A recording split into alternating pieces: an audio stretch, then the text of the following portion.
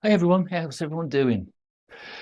Well, today Starmer is going to formally recognise and announce,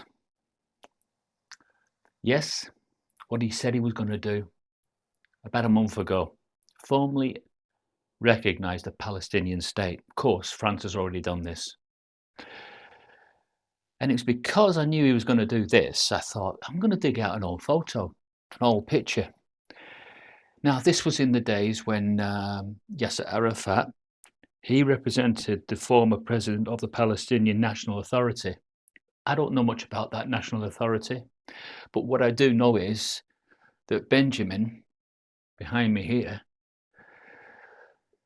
is doing the secret handshake, like that, bringing the thumb over with Yasser Arafat.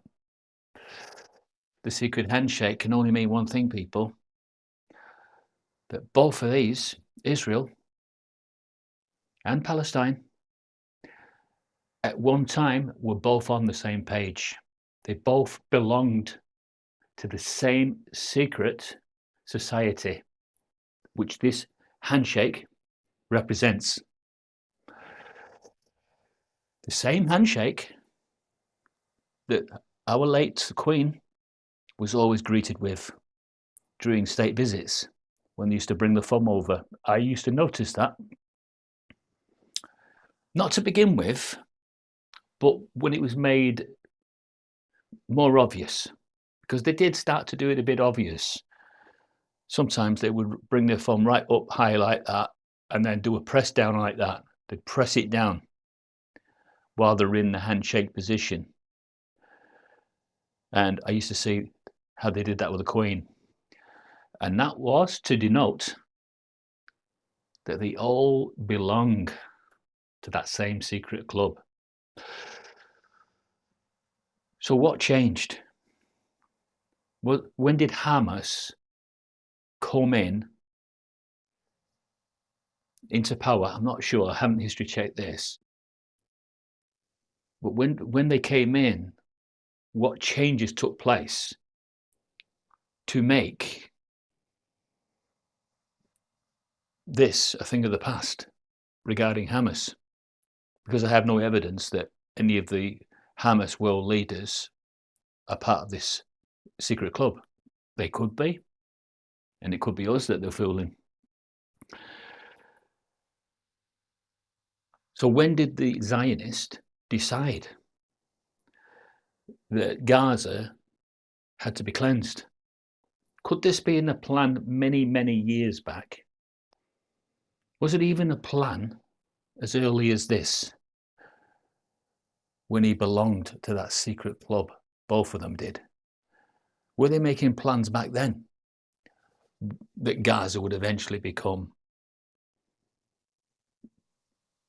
well, I say under Israel control, but certainly America is certainly side by side with this particular genocidal ambition. So it's with America in mind that Benjamin is pushing ahead and doing what he's doing, carrying out one atrocity after another. If America wasn't backing him to the hilt, he wouldn't be so bolshy. He wouldn't be so bolshy about everything. But it's like he's saying, I'll do what I want, see if you can stop me. But it's interesting, isn't it, when you see an old picture like this and then you think to yourself, what's going on here? It looks like they're both on the same page.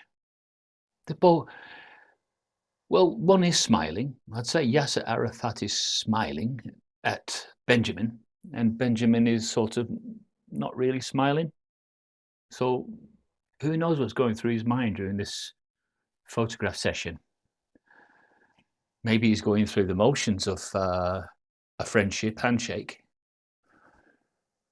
but it's not how he really feels. Can't trust him, can you? I've always said that at the moment, you can't trust anyone. You can't trust President of the United States. You can't trust our Prime Minister. You can trust none of them, because none of them will tell you the real truth. You will have to get the truth somehow from your own means. And it may take a long time before you put the pieces in. But I just wanted to show you a picture when Israel and Palestine were friends and they were both on the same page. But now they're no longer on the same page. And I want to know what's made the difference. Is it the fact that Hamas came in and that's what's made the difference? Because Hamas are not part of the same secret club society. Is that the difference?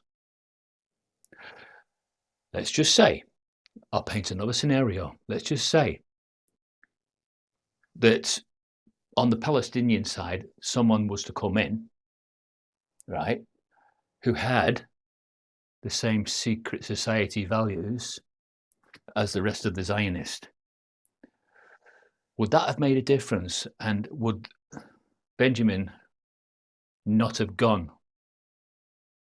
to town on Gaza the way he has and destroyed it if they had their own person in their seats in Palestine who they could use as a puppet and control? Probably not. So the fact is, perhaps Hamas had made that difference. They may be what they call rogue terrorist group who Israel can't control. I don't know. But I just know one thing. I can't sit and digest everything that is coming through at the moment, because a lot of it's not making sense, certainly not with Charlie Kirk. That's not making sense. I didn't see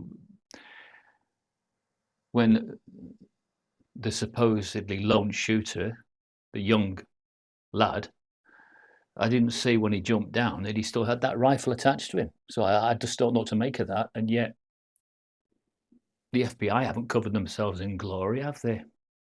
Again, they seem to be making a habit of making a lot of mistakes regarding these assassinations. It's almost as if at any given moment they're told to turn the blind eye and not to start filming until, you know, he's out of the red zone. I call the red zone the incriminating zone. And once he's got out of that, then start filming. And then just work in a backstory, which we know is a load of lies. Sick of a lot of them, are you? I know I am.